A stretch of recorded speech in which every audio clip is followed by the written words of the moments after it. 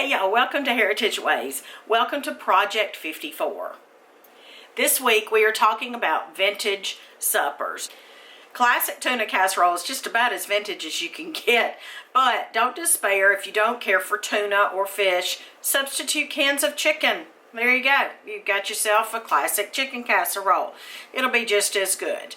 So this is episode 42, y'all. We are here, Heritage Ways, where we honor home, celebrate heritage, and spread hope. And I'm Miss Katie, and I'm making a vintage style tuna casserole today. So let's jump right in.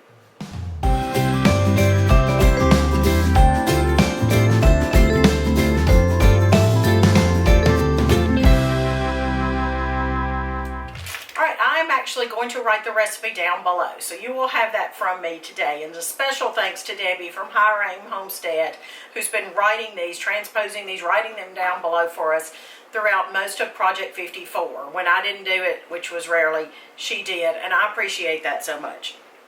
So I will write this recipe down below in the comments or the description box. Now you'll find this recipe all over the internet. There's a few things that bother me about finding it on the internet. I mean, there's so many options. I don't guess that bothers me, but it's not clear when you're wanting a good recipe.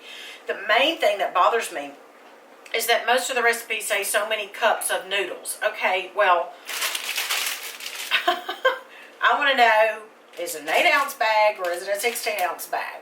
So today I'm telling you that I measured it out for you, and a 16-ounce bag is roughly 6 cups, roughly. So, and that's uncooked. That's uncooked. So I am cooking because I'm making a big batch, and my recipe is a big batch. But it's easily halved, so you could half it if you want to. Alright, so I prefer wide, actually I prefer extra wide, but I have wide egg noodles.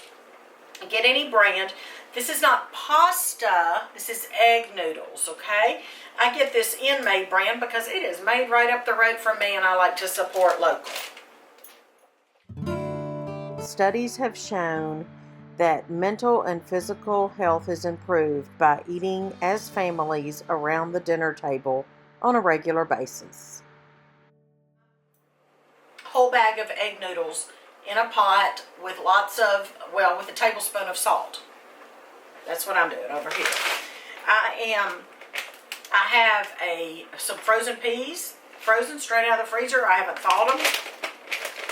I'm going to show you how to thaw them fast. I'm going to need a cup. Okay. I also have a can of mushrooms. This is a small can. This is optional. Leave it out if you want to. The next things are 2 cans of tuna, which I'm going to open, and I'll show you how I'm going to drain those easily as well. And then 2 cans of cream of mushroom soup. Again, if you're using chicken instead of tuna, use cream of chicken soup. And we'll talk about the rest of the ingredients in a minute. In my sink, I have my colander. And to keep from having to dirty a lot of things and to thaw the peas at the same time, I'm going to go ahead and I'm going to put my peas in the bottom of the colander. And I'm going to go ahead at the sink and I'm going to put my mushrooms in the bottom of the colander. And I'm going to put my tuna in the bottom of the colander. I am going to pour my noodles on top of that. That will be 1 colander for everything, and that will allow my peas to thaw.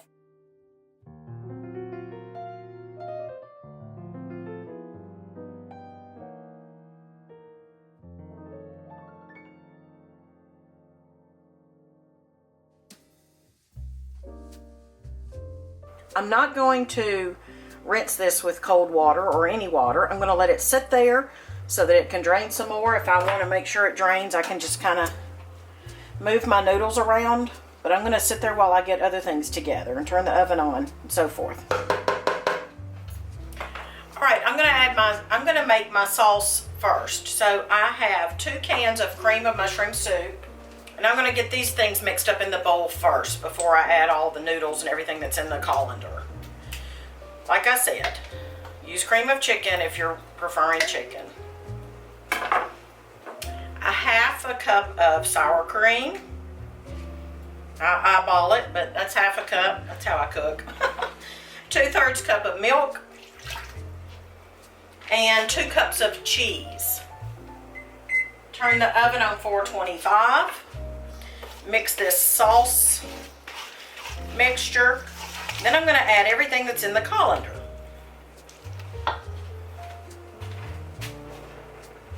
That's our peas, noodles, tuna. You can omit the peas. You can substitute a can of beans or corn. All right, mix it up well. And I have a stick of butter melting on the stove behind me for the topping. All right, I'm using a 15 by 10 pan and casserole dish. And quite honestly, the reason I'm doing that is because my favorite part is the crunchy topping, and I want to have a lot of surface area for that favorite part of mine. So I am using a 15 by 10, but you should be able to fit this easily in a 9 by 13. And I greased it well with some cooking spray, and we're just going to turn this casserole, vintage casserole, into our dish. And you see my little trick there of using this spoon as an extra hand to hold that bowl up like that.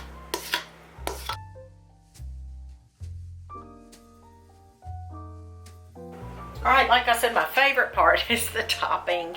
So I have 1 stick of butter, and I've actually just, to save having to wash so many pots, I'm actually melted this butter in the same skillet that I cooked my noodles.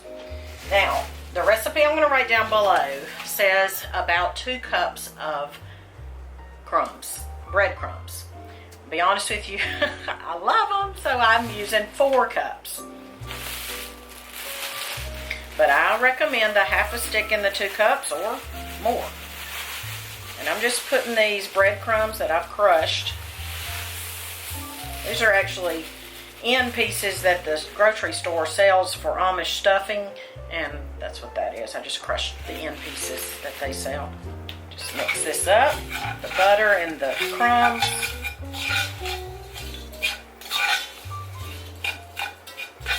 That butter should coat 2 cups of crumbs very easily, and it actually coats my 4 cups easily. And I'm going to sprinkle this on the top of my casserole. Bake 425 for about 20 minutes.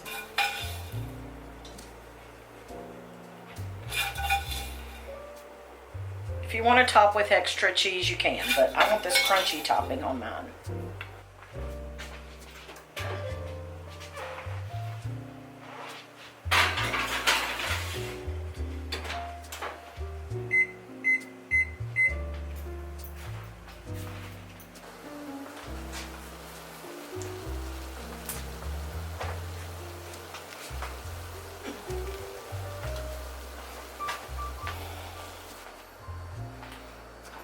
Alright, check it out.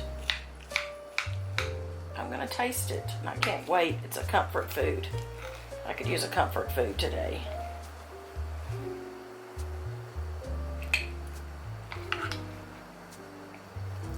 What about you?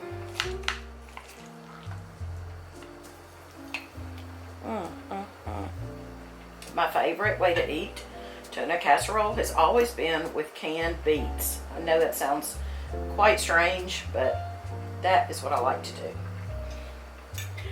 Okay, I'm going to taste this wonderful, vintage, comforting tuna casserole. I've had a battle lately with ragweed, and I'm determined to win. So this is pretty soothing and comforting for me tonight.